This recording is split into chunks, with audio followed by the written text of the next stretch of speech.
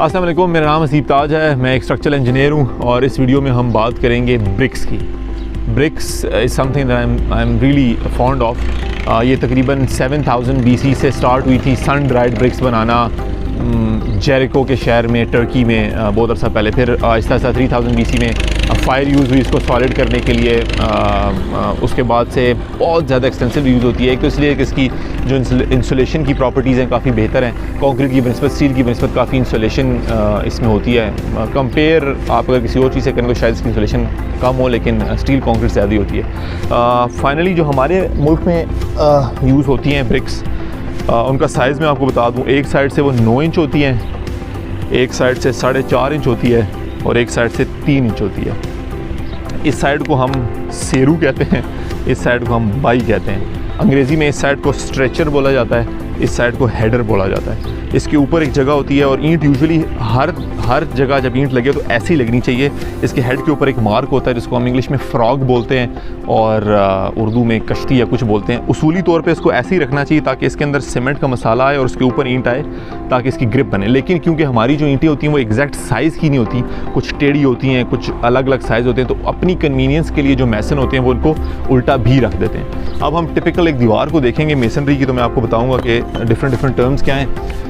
ये जिस तरह हमारे सामने एक जो लाइन होती है मेसनरी की, उसको हम इंग्लिश में कोर्स कहते हैं, उर्दू में रद्दा कहते हैं। अब ये एक रद्दा लगा हुआ है, ये बाई का रद्दा लगा हुआ है, ये सेरू का रद्दा लगा हुआ है, यानी कि ये एक स्ट्रेचर का कोर्स लगा हुआ है और ये एक हेडर का कोर्स लगा हुआ है। यूजुअली स्ट्रेचर और हेडर के दरमियान में ये इसलिए किया जाता है ताकि यूनिफॉर्मिटी सी आ जाए। और मेन ये है कि जो इसका जॉइंट है, जिसको हम उर्दू में करसंडा कहते हैं, ये जॉइंट जो है डिसकॉन्टीन्यूस हो, यानी कि ये जो अगर आपका एक जॉइंट है ये इसमें डायरेक्ट नहीं आना चाहिए, इसके अंदर, इसके बाद ये डिसकॉन्टीन्यूस है, ये इसके बाद डिसकॉन्टीन्यूस है। डिसकॉन्टीन्यूटी बहुत ज़रूरी है ताकि कॉन्टीन्यूस ना हो। कॉन्टीन्यूस का मतलब ये होगा कि जो क्रैक है वो प्रोपेगेट कर जाएगा और क्रैक चला जाएगा।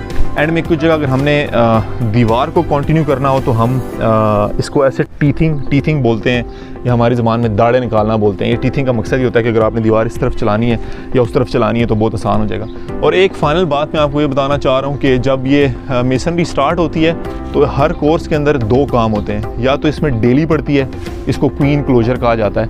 ये इसलिए होती है ताकि ये वाला जो पोर्शन है, ये वाला पोर्शन ये भी कॉन्टीन्यूस ना हो जाए। अगर इसके अंदर पूरी ईंट यूँ लगी होती है या 2 ईंटें लगी होती है तो ये कॉन्टीन्यूस हो जाता है। या डेली पड़ती है या पोनी पड़ती है, 3/4 क्लोजर कहा जाता है उसे। ये देखें यहाँ से 3/4 क्लोजर से स्टार्ट हुआ है। इसका भी जो जॉइंट है, जो इसका करसंडा है, वो डिसकॉन्टीन्यूस है। अगर मेसनरी के बारे में आपके कोई भी क्वेश्चंस हों किसी किस्म के भी तो लेट मी नो। मेसनरी एक बहुत इंपॉर्टेंट चीज़ है, लेकिन इसके ऊपर बहुत ज़्यादा एक्स्ट्रा ख़र्चा करना ज़रूरी नहीं होता, क्योंकि किसी ज़माने में मेसनरी नंगी रखी जाती थी खूबसूरती के लिए। आजकल नंगी नहीं रखी जाती, उसके ऊपर प्लस्तर किया जाता है तो ये बंद हो जाती है। कुछ लोग अगर आपको कहें 11 रुपये की बजाय आप 13, 14, 15 रुपये की ईंट ले रहे हो तो वो उसका उतना स्ट्रक्चरली या उस तरह फ़ायदा नहीं है। जितनी मर्जी खूबसूरती हो उसके ऊपर प्लस्तर हो जाता है। एज़ लॉन्ग एज़ प्लम के अंदर हो, यानी कि वर्टिकलिटी सही हो, लाइन के अंदर हो वो सही हो, और जो उसके जॉइंट्स हैं वो एक दूसरे के साथ सही हो, तो ओवरऑल मेसनरी काफ़ी स्ट्रॉन्ग चीज़ होती है। Thank you so much for your time.